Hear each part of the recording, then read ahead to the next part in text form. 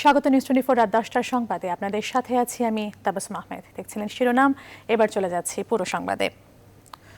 দুর্যোগ ব্যবস্থাপনা, বাণিজ্যে অশুল্ক বাধা দূর ও তথ্য প্রযুক্তিতে বাংলাদেশ ও ভারতের মধ্যে সহযোগিতার সম্পর্ক জোরদারে 5টি সমঝোতা স্মারক বিনিময় হয়েছে।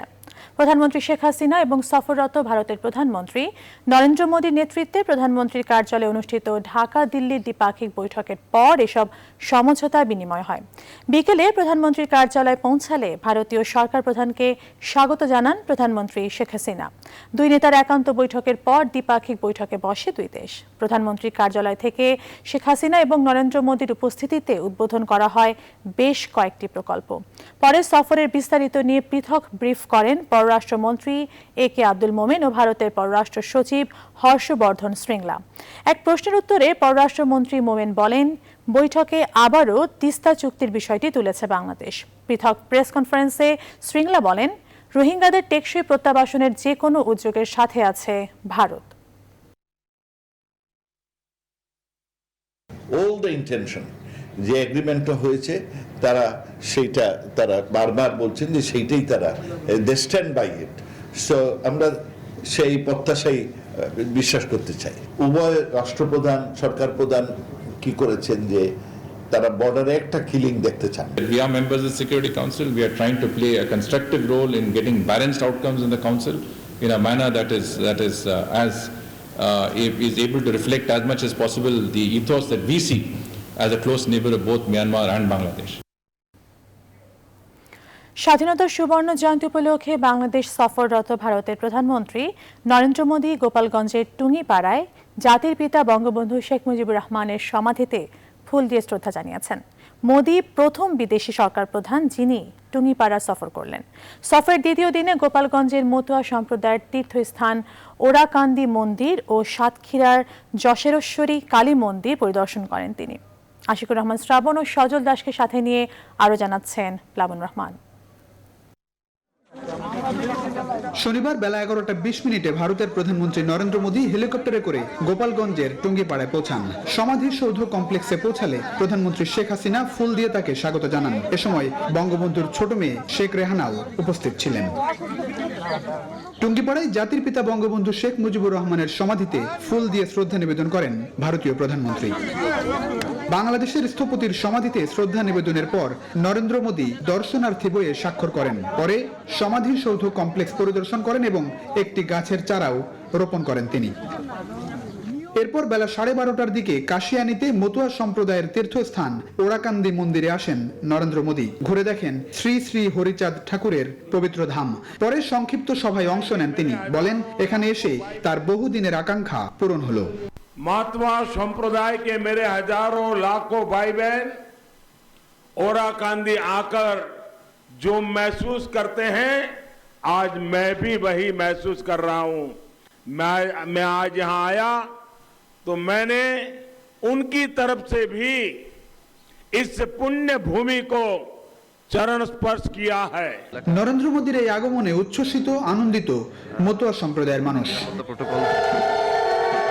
এর আগে সকাল 10টায় সাতক্ষীরার শ্যামনগরের যশোরেশ্বরী কালী মন্দিরে যান নরেন্দ্র মোদী। মন্দির পরিদর্শন শেষে দেবী শক্তির প্রার্থনায় অংশ নেন ভারতের প্রধানমন্ত্রী। সেখানে তিনি কমিউনিটি হল কাম সাইক্লোন শেল্টার গড়ে দেওয়ার প্রতিশ্রুতি দেন। প্লাবন রহমান, নিউজ 24। ভারতের প্রধানমন্ত্রী নরেন্দ্র মোদী ও বাংলাদেশের প্রধানমন্ত্রী শেখ হাসিনা ঢাকা নিউ জলপাইগুড়ি ঢাকা রুটে মিতালি এক্সপ্রেস ট্রেনটির উদ্বোধন করেন শনিবার। ট্রেনটিতে বাংলাদেশ থেকে যাওয়ার সময় 408টি এবং ভারত থেকে আসার সময় 456টি সিট থাকবে। একই সাথে উদ্বোধন হয়েছে মেহেরপুরে মুজিবনগর থেকে কলকাতা পর্যন্ত স্বাধীনতা সড়কও। 1971-এর 17 এপ্রিল যে সড়ক দিয়ে ভারতের কলকাতা থেকে মেহেরপুরের ঐতিহাসিক মুজিবনগরে পৌঁছেছিল জাতীয় নেতৃবৃন্দ সহ দেশি বিদেশি সাংবাদিক ও ভারতের উচ্চপদস্থ কর্মকর্তারা। দুই দেশ সেই সড়কের নাম দিয়েছে স্বাধীনতা সড়ক। শনিবার রাজধানীর ক্যান্টনমেন্ট রেল স্টেশনে মিতালি এক্সপ্রেসের উদ্বোধন হয়। প্রধানমন্ত্রীর কার্যালয় থেকে দুই দেশের প্রধানমন্ত্রী অনলাইনে মিতালি এক্সপ্রেসের উদ্বোধন করেন। ট্রেনটির উদ্বোধন করা হলেও করোনার কারণে এখনই ট্রেনটি চালু হচ্ছে না। নতুন এই ট্রেনে 10টি বগি থাকবে। মাঝে কোনো স্টেশনে ট্রেনটি থামবে না। প্রায় 513 কিলোমিটার একবারে অতিক্রম করবে এই ট্রেনটির এসি বাথের ভাড়া 4,905 টাকা, এসি সিটের ভাড়া 3,805 টাকা এবং এসি চেয়ারের ভাড়া 2,705 টাকা। ঢাকা থেকে সোম ও বৃহস্পতিবার এবং ভারতের নিউ জলপাইগুড়ি থেকে রবি ও বুধবার ছাড়বে এই ট্রেনটি। বাংলাদেশ থেকে ভারতে যাওয়ার সময় এসি সিট থাকবে 144টি, এসি চেয়ার থাকবে 312টি, মোট সিট সংখ্যা 456টি।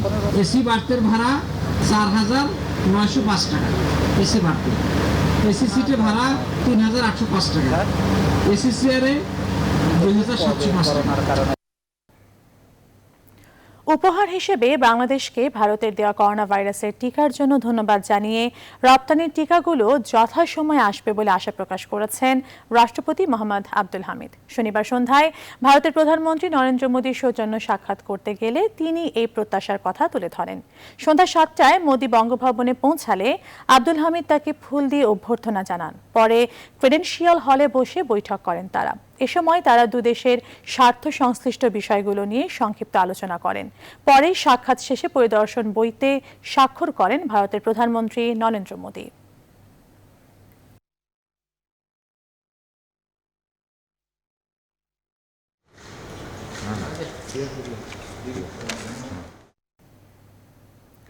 বাংলাদেশের স্বাধীনতার সুবর্ণ জয়ন্তী এবং বঙ্গবন্ধু শেখ মুজিবুর রহমানের জন্মশতবার্ষিকী উপলক্ষে সৌদি আরবের বাদশাহ সালমান বিন আব্দুল আজিজ আল সৌদ এবং প্রিন্স মোহাম্মদ বিন সালমান অভিনন্দন জানিয়েছেন।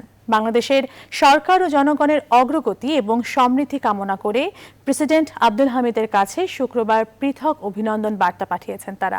এতে বাদশাহ এবং যুবরাজ বাংলাদেশের প্রধানমন্ত্রী শেখ হাসিনাকে আন্তরিক অভিনন্দন জানিয়ে বলেন, ইতিহাসে এমন ঘটনা খুব কমই ঘটে যখন দুটি উল্লেখযোগ্য অনুষ্ঠান পালনের সুযোগ বাংলাদেশের কাছে এসেছে।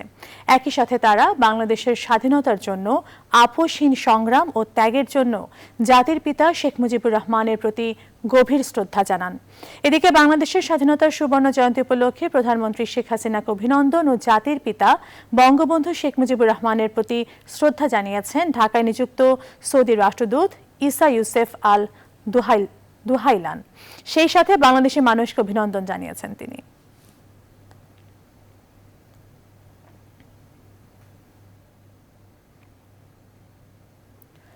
স্বাধীনতার সুবর্ণ জয়ন্তী ও বঙ্গবন্ধুর জন্মশতবার্ষিকীর অনুষ্ঠানমালা পণ্ড করতে গতকাল ঢাকা, চট্টগ্রাম, ব্রাহ্মণবাড়িয়ায় একটি সাম্প্রদায়িক গোষ্ঠী যে তাণ্ডবলীলা চালিয়েছে তার পৃষ্ঠপোষক বিএনপি বলে অভিযোগ করেছেন আওয়ামী লীগের সাধারণ সম্পাদক ওবায়দুল কাদের।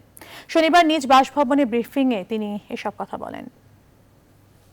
চট্টগ্রাম, ব্রাহ্মণবাড়িয়া যে তাণ্ডব লীলা সাম্প্রদায়িক শক্তি প্রদর্শন করেছে, বিএনপি নিঃসন্দেহে এদের পৃষ্ঠপোষক। সুবর্ণ জয়ন্তীর অনুষ্ঠানমালার সফলতা তাদের গাত্রদাহের কারণ। সে কারণে তারা বায়তুল মোকাররমে মসজিদের ভেতরও তাণ্ডব চালাতে এতটুকু সংকোচ বোধ করেনি। স্বাধীনতা বিরোধীরাই স্বাধীনতা দিবস উদযাপন না করে নরেন্দ্র মোদীর সফরকে কেন্দ্র করে বিশৃঙ্খলা নৈরাজ্য সৃষ্টি করেছে।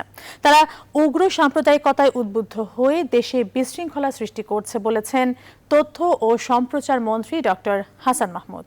বঙ্গবন্ধুর জন্মশতবার্ষিকী উদযাপন উপলক্ষে শনিবার সকালে জাতীয় প্রেস ক্লাবে অনুষ্ঠিত সত্যম রায় চৌধুরী সম্পাদিত বঙ্গবন্ধু ফর ইউ বইয়ের মোড়ক উন্মোচন অনুষ্ঠানে তিনি কথা বলেন। তথ্যমন্ত্রী বলেন, নরেন্দ্র মোদী কোনো রাজনৈতিক দলের নেতা হিসেবে নন, ভারতের প্রধানমন্ত্রী হিসেবে বাংলাদেশে এসেছেন। স্বাধীনতার সুবর্ণ জয়ন্তীর দিন 26শে মার্চ তারা স্বাধীনতা দিবস পালন না করে, স্বাধীনতার সুবর্ণ জয়ন্তী পালন না করে তারা নরেন্দ্র মোদীর, ভারতের মাননীয় প্রধানমন্ত্রী বাংলাদেশে আগমন নিয়ে দেশে একটি বিশৃঙ্খলা সৃষ্টির অপচেষ্টা চালিয়েছে, বিশৃঙ্খলা সৃষ্টি করেছে।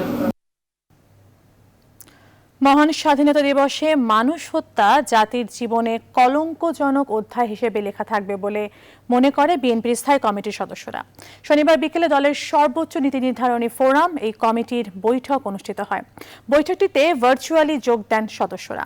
সভা শেষে বিএনপি চেয়ারপারসনের গুলশান কার্যালয়ে সাংবাদিকদের বৈঠকের সিদ্ধান্তগুলো জানান দলের মহাসচিব মির্জা ফখরুল ইসলাম আলমগীর। বায়তুল মোকাররম জাতীয় মসজিদ এলাকা, হাটহাজারী ও ব্রাহ্মণবাড়িয়ায় পুলিশ ও হেফাজত নেতাকর্মীদের সংঘর্ষের ঘটনায় হতাহতের ঘটনায় তীব্র নিন্দা জানানো হয় এই সভায়। এর প্রতিবাদে সারা দেশে বিক্ষোভের কর্মসূচিরও ঘোষণা দিয়েছে দলটি। বিএনপি মহাসচিব জানান 29 মার্চ রাজধানী সহ সারা দেশের নগর মহানগরে এবং 30 মার্চ দেশের সব জেলায় বিক্ষোভ কর্মসূচি পালন করবে বিএনপি। হেফাজতে ইসলামের হরতালে তাদের সমর্থন নেই বলে জানান মির্জা ফখরুল, কিন্তু বিএনপি মনে করে মত প্রকাশের গণতান্ত্রিক অধিকার খর্ব করে এমন হতাহতের ঘটনায় হেফাজতে ইসলামের এই হরতাল একটি যৌক্তিক কর্মসূচি। পুলিশের এই নির্বিচার গুলিবর্ষণ এবং লাঠিচার্জ, আওয়ামী সন্ত্রাসী বাহিনীর আক্রমণের তাণ্ডবে যে রক্ত ঝরেছে, নিঃসন্দেহে 50 বছর ইতিহাসে সবচেয়ে বড় একটা কলঙ্কজনক অধ্যায়। তারা যদি কোনো কর্মসূচি দেয় বা হরতাল আহ্বান করে, সেটা যৌক্তিক তো বটেই। এবারে করোনা প্রসঙ্গ। দেশে করোনা সংক্রমণের ঊর্ধ্বগতিতে সবচেয়ে বড় সংকটের নাম এখন আইসিইউ। রাজধানীর নির্ধারিত 10টি বেসরকারি কোভিড ডেডিকেটেড হাসপাতালের 108টি আইসিইউ শয্যার মধ্যে খালি আছে মাত্র 5টি। বিশেষজ্ঞরা বলছেন, বিজ্ঞান ভিত্তিক সমন্বয় না থাকায় সংক্রমণের এই ঊর্ধ্বগতি, সেই সাথে বাড়ছে মৃত্যুর মিছিল। রিশাদ হাসান জানাচ্ছেন বিস্তারিত। স্বাস্থ্য অধিদপ্তরের প্রাপ্ত তথ্য বিশ্লেষণ করলে দেখা যায় 17 মার্চ থেকে 27 মার্চ পর্যন্ত মাত্র 10 দিনে সারা দেশে করোনায় আক্রান্ত ছাড়িয়েছে 30,000। এই 10 দিনে আক্রান্ত হয়ে মৃতের সংখ্যাও ছাড়িয়েছে 250 জন। 7 মার্চ থেকে সংক্রমণের গ্রাফ উপরের দিকে উঠতে থাকলেও এর মধ্যে সবচেয়ে বড় সংকটের নাম এখন আইসিইউ। রাজধানীর নির্ধারিত 10টি করোনা ডেডিকেটেড হাসপাতালের মোট 108টি আইসিইউ শয্যার 103টিতেই রোগী ভর্তি, খালি আছে মাত্র 5টি। জনস্বাস্থ্য বিশেষজ্ঞরা বলছেন, সংক্রমণ নিয়ন্ত্রণের বাইরে চলে যাওয়ায় হাসপাতালের বেড ও আইসিইউ নিয়ে শুরু হয়েছে সাধারণ মানুষের হাহাকার।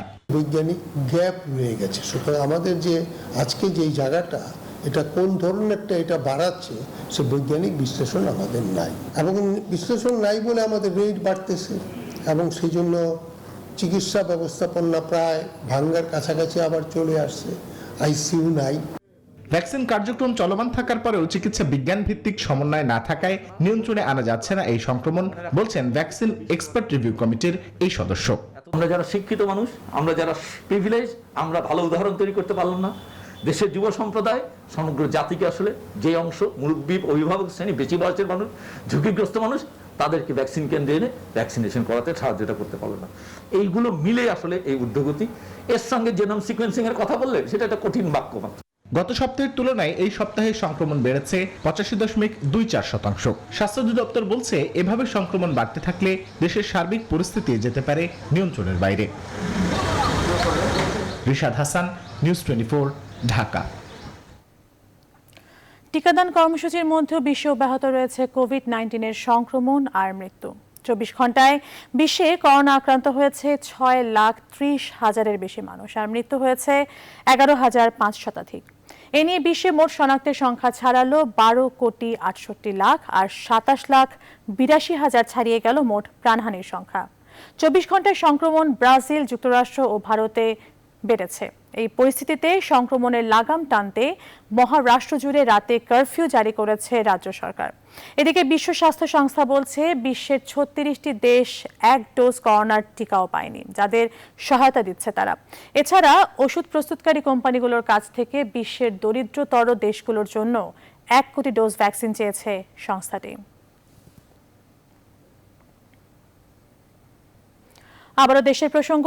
শনিবারও রাজধানীর বায়তুল মোকাররম মসজিদের সামনে ও চট্টগ্রামে বিক্ষোভ সমাবেশ করেছে হেফাজতে ইসলাম।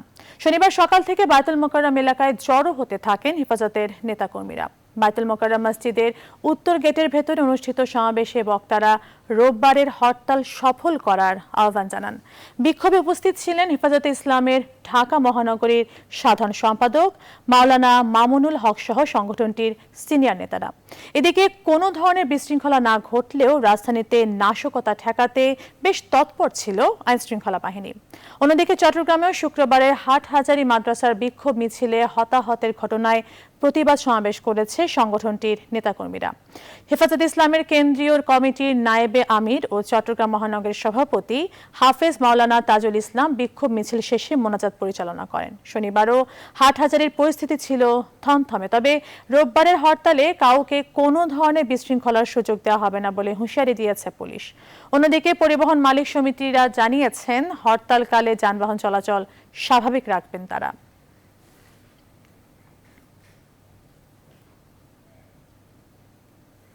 নিউজ 24 রাত 10টার সংবাদে নিচ্ছি একটি বিরতি, আমাদের সঙ্গেই থাকুন।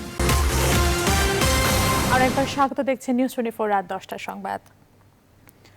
2 দিনের ব্যস্ত সফর শেষে দেশে ফিরে গেছেন ভারতের প্রধানমন্ত্রী নরেন্দ্র মোদী। শনিবার রাত 9:30টায় মোদী বিশেষ একটি ফ্লাইটে হজরত শাহজালাল বিমানবন্দর থেকে নয়াদিল্লির পথে রওনা হন। বিমানবন্দরে তাঁকে বিদায় জানান পররাষ্ট্রমন্ত্রী AK আব্দুল মোমেন। জাতির পিতা বঙ্গবন্ধু শেখ মুজিবুর রহমানের জন্মশতবার্ষিকী এবং স্বাধীনতার সুবর্ণ জয়ন্তী উদযাপন উপলক্ষে শুক্রবার সকালে ঢাকা সফরে এসেছিলেন ভারতের প্রধানমন্ত্রী নরেন্দ্র মোদী।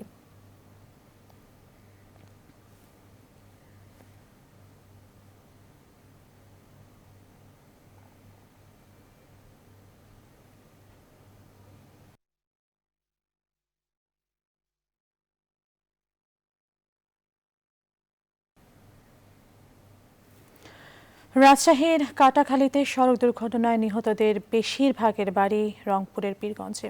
পুরো উপজেলা এখন শোকে আচ্ছন্ন। 3 পরিবারের 13 সদস্যের মর্মান্তিক মৃত্যু ছুঁয়ে গেছে প্রায় সবাইকে। স্বজনদের আহাজারি তৈরি করেছে হৃদয় বিদারক দৃশ্য। রেজাল করিম মানিকের তথ্য ছবি নিয়ে দেখুন ডেস্ক রিপোর্ট। ঠিক একদিন আগেও এমন পরিবেশ ছিল না রংপুরের পীরগঞ্জের দারিকাপাড়া গ্রামের। এই গ্রাম শোকের এমন আবহ আর দেখেনি। একসাথে এত মৃত্যু কাঁদিয়েছে উপজেলার প্রায় সব মানুষকে। 3 পরিবারের বেশিরভাগ সদস্য একসঙ্গে নিহত। স্বজনদের আহাজারি তাই থামছেই না। আমার দুটো বোনই গেছে, আর আমার ওই বোন জামাই আর আমার 2 ভাগনা ভাগ্নি, অর্থাৎ আমার পরিবারের 5 জনই শেষ। এখন নামাজ ছাড়া দেখতে নেই ভাই, আমরা 2 ভাই। শোকে আচ্ছন্ন প্রতিবেশীরাও বলছেন কর্মক্ষম মানুষদের হারিয়ে পরিবারগুলো এখন দিশেহারা। এই পরিবারটা যে চলবে এখন কে চালাবে? ওই সুজন শুধু ছোট আর ভাইটা আছে, তাছাড়া তো আর কেউ নেই। শুক্রবার দুপুর 1:45টায় রংপুর থেকে রাজশাহী যাওয়ার পথে কাটাখালী থানার সামনে বাসের সঙ্গে সংঘর্ষ হয় মাইক্রোবাসের। এতে মাইক্রোবাসটির সিলিন্ডার বিস্ফোরিত হয়ে 13 যাত্রীর সবার মৃত্যু হয়। Desk report, news 24। এবার ফার্স্ট সিকিউরিটি ইসলামী ব্যাংক অর্থ বাণিজ্যের সংবাদ।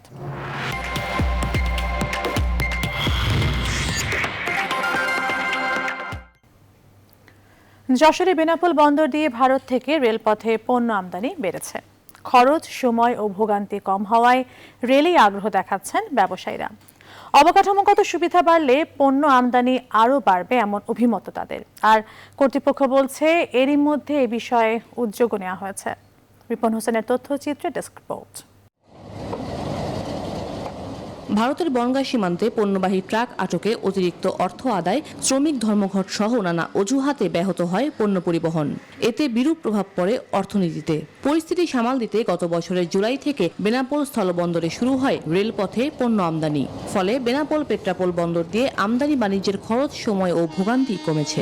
রেলপথে পণ্য বহন করার কারণে আমাদের ব্যবসায়ীদের অনেক ধরনের সুবিধা হচ্ছে। রেলে করে মালটা আনলে অনেক সুবিধা হবে এবং পণ্যের দামের সাশ্রয়টা হবে।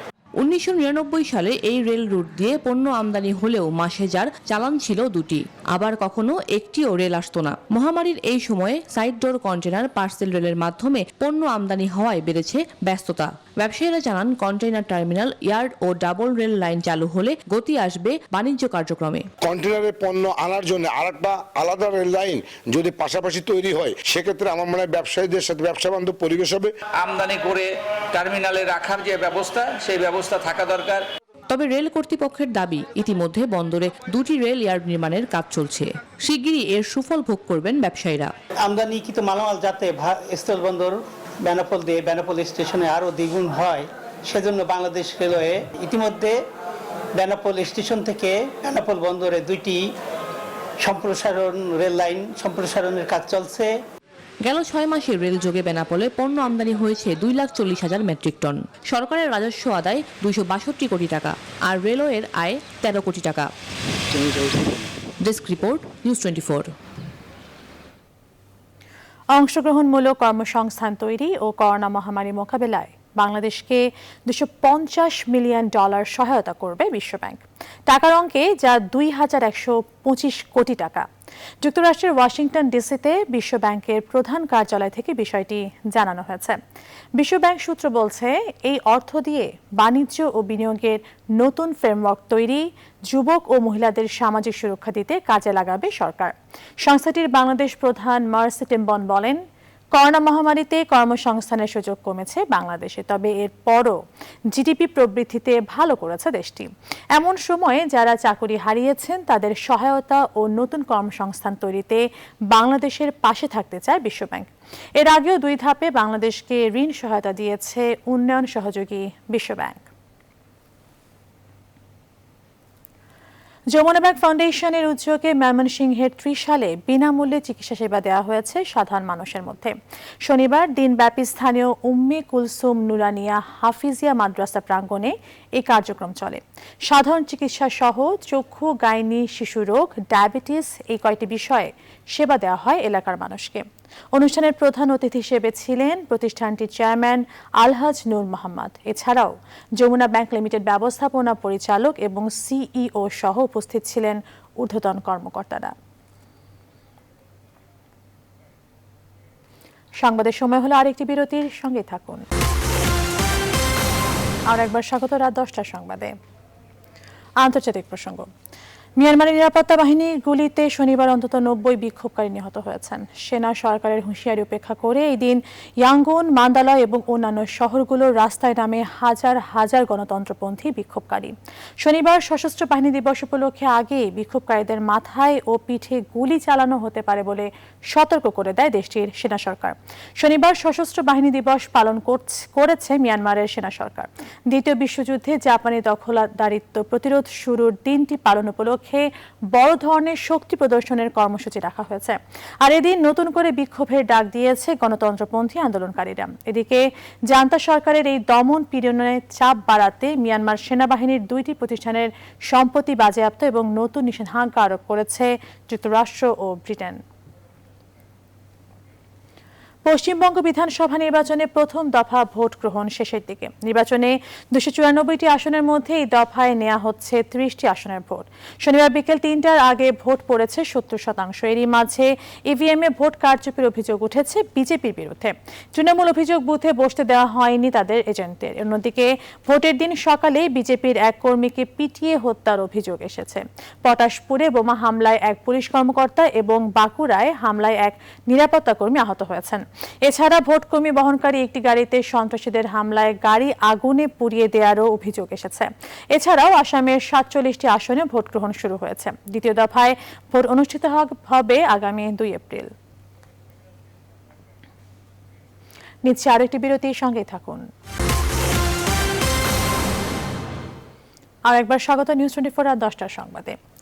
অমরিকেশী গ্রন্থমেলার 10ম দিন সরকারি ছুটির দিন হলেও জমে ওঠেনি বইমেলা প্রাঙ্গণ। সকাল 11টায় মেলা প্রাঙ্গণ খুললেও পাঠক দর্শনার্থীদের উপস্থিতি বাড়ে সূর্য ডোবার পর। এদিন প্রকাশিত নতুন বইয়ের সংখ্যা 175টি। এদিন মেলায় আসে অভিনেত্রী রাফিয়াত রশিদ মিথিলার নতুন বই আয়রা ও আর মায়ের অভিযান সিরিজের প্রথম বই তানজানিয়ার দ্বীপে। প্রকাশন অনুষ্ঠানে উপস্থিত ছিলেন লেখক আনিসুল হক। প্রতি বছরের মতো এবারও মেলায় আসছে তরুণ লেখকদের বই। এ নিয়ে মোট প্রকাশিত বইয়ের সংখ্যা দাঁড়ালো 1271টি। তবে মেলায় আসা দর্শনার্থীদের অনেকেই মানছেন না স্বাস্থ্যবিধি। পাঠক উপন্যাস বেশি পছন্দ করে এটা আমরা শুনে এসেছি, কিন্তু গত 5 বছরে আমাদের অভিজ্ঞতা হচ্ছে ইতিহাস ভিত্তিক বই বেশি বিক্রি হয়। দ্বীপে গিয়েছে, একটা দ্বীপ কেমন হয়, সেখানে কি কি জিনিস দেখা যায় সেগুলো নিয়ে বাচ্চারা জানতে পারবে। সবাই দ্বীপের সম্পর্ক আর সমুদ্রের সম্পর্ক জানতে পারবে। আমার প্রাত্যহিক জীবনের যে দুঃখ বেদনার গল্পগুলি সেগুলি বেসিক্যালি আমি আমার এই কবিতার মাধ্যমে বলতে চেয়েছি। বাংলাদেশ আওয়ামী লীগের মুক্তিযুদ্ধের চেতনার পক্ষের অনেক ধরনের সব ধরনের বই রেখেছি সেখানে। এবার খেলা খবর। জমকালো আয়োজন অনুষ্ঠিত হয়ে গেল বসুন্ধরা গ্রুপ সেক্টর এ 3 ম্যাচ সিরিজের আন্তঃবিভাগীয় ক্রিকেট টুর্নামেন্ট। ফাইনালে বসুন্ধরা এলপি ক্যাসকে 90 রানে হারিয়েছে বসুন্ধরা ফুড অ্যান্ড বেভারেজ। টুর্নামেন্টের সমাপনী দিনে প্রধান অতিথি হিসেবে মাঠে উপস্থিত ছিলেন বসুন্ধরা গ্রুপের চেয়ারম্যান আহমেদ আকবর সুবহান। বিশেষ অতিথি ছিলেন ভাইস চেয়ারম্যান সাফিয়াত সুবহান। ফাইনালে বিস্তারিত জানাচ্ছেন পার্থ বণিক। কর্মব্যস্তময় তাদের জীবন, ঘড়ির কাঁটার সাথে পাল্লা দিয়ে সেরা হবার দুরন্ত প্রতিযোগিতা তাদের। কলমের প্রতিটি আঁচড়ে ফুটে ওঠে মেধার স্বাক্ষর। তাদের চোখেই প্রতিষ্ঠান দেখে সফলতার স্বপ্ন। দুরন্ত প্রাণ এই মানুষগুলোই হলেন কর্মী। দেশের শীর্ষস্থানীয় প্রতিষ্ঠান বসুন্ধরা গ্রুপ এমনই এক পরিবার যেখানে গর্বের সাথে কাজ করে যাচ্ছেন এক ঝাঁক সবুজ প্রাণ। কাজের ফাঁকে কর্মী নিয়ে বিভিন্ন উৎসবে মেতে ওঠার জন্য বসুন্ধরার সুনাম বহু পুরনো। এবার তারই সংযোজন বসুন্ধরা গ্রুপ সেক্টর এ আন্তঃবিভাগীয় ক্রিকেট টুর্নামেন্ট। এতে অংশ নেয় বসুন্ধরা এলপি গ্যাস ও Bashundhara food and beverage. 3 match সিরিজের শেষটিতে শনিবার মাঠে নেমেছিল এই দুই দল। খেলার পাশাপাশি এদিন পরিবার নিয়ে আয়োজন উপভোগ করেন বসুন্ধরা গ্রুপের কর্মকর্তা ও কর্মচারীরা। শিশুরাও মেতে ওঠেন আপন খেয়ালে। খেলা চলাকালীন মাঠে উপস্থিত হয়ে মুহূর্তটিকে রঙিন করে তোলেন প্রতিষ্ঠানের চেয়ারম্যান আহমেদ আকবর সোবহান। পাশাপাশি এদিন শুরু থেকে শেষ পর্যন্ত অংশ নেওয়া দুই দলকে উৎসাহ জুগিয়ে গেছেন বসুন্ধরা গ্রুপের ভাইস চেয়ারম্যান সাফিয়াত সোবহান সানভীর। ম্যাচে অংশগ্রহণকারী দুই দলের অধিনায়ক জানিয়েছেন, ব্যতিক্রমী এমন টুর্নামেন্ট সামনের দিনগুলোয় কর্মক্ষেত্রে দিবে বাড়তি উদ্দীপনা। এই খেলা আসলে আমাদের সত্যিকার অর্থে একটা বিরাট পাওয়া। বেসিক্যালি আমার মনে হয় যে we back to our young age. শিরোপা নির্ধারণী ফাইনাল এই ম্যাচে বসুন্ধরা এলপি গ্যাসকে 90 রানে হারিয়ে শিরোপা জিতে নিয়েছে বসুন্ধরা ফুড অ্যান্ড বেভারেজ। আগামী দিনগুলোতে এমন আয়োজন অব্যাহত থাকবে আশাবাদ ব্যক্ত করেছেন অংশগ্রহণকারীরা। পার্থ বণিক, নিউজ 24, ঢাকা। নিউজিল্যান্ডে উড়াল দেবার আগে অধিনায়ক তামিম জানিয়েছিলেন জয়ের আশ্বাস। এমনকি নিউজিল্যান্ডে পৌঁছে কোচের মুখেও ছিল জয়ের কথা। কিন্তু ওয়ানডে সিরিজ শেষে সেই জয় তো দূর, হোয়াইট ওয়াশের গ্লানিতে ডুবতে হয়েছে বাংলাদেশ দলকে। এবার সেই ধারাবাহিকতায় টি-20 সিরিজ শুরুর আগে আবারও জয়ের আশ্বাস দিয়েছেন অধিনায়ক মাহমুদুল্লাহ রিয়াদ। হ্যামিল্টনে রবিবার সকাল 7টায় নিউজিল্যান্ডের বিপক্ষে প্রথম টি-20তে মাঠে নামবে বাংলাদেশ। সেজন্য ক্রাইস্টচার্চ থেকে আজ সকাল হ্যামিল্টনে পৌঁছায় টাইগার স্কোয়াড। ম্যাচের আগের দিন অনুশীলন না থাকায় বিশ্রামী দিন কাটিয়েছে গোটা দল। মাঠে নামার আগেই ইনজুরির জন্য হাসান মাহমুদের দল থেকে ছিটকে পড়া টাইগারদের জন্য বড় হোঁচট। তবে মাহমুদুল্লাহ রিয়াদের বিশ্বাস, টি-20তে যে কেউ জিততে পারে। নিউজ 24 রাত 10টার সংবাদ এখন এ পর্যন্ত। আরো খবর ও বিশ্লেষণ জানতে ভিজিট করুন www.news24bd.tv। সবাইকে ধন্যবাদ।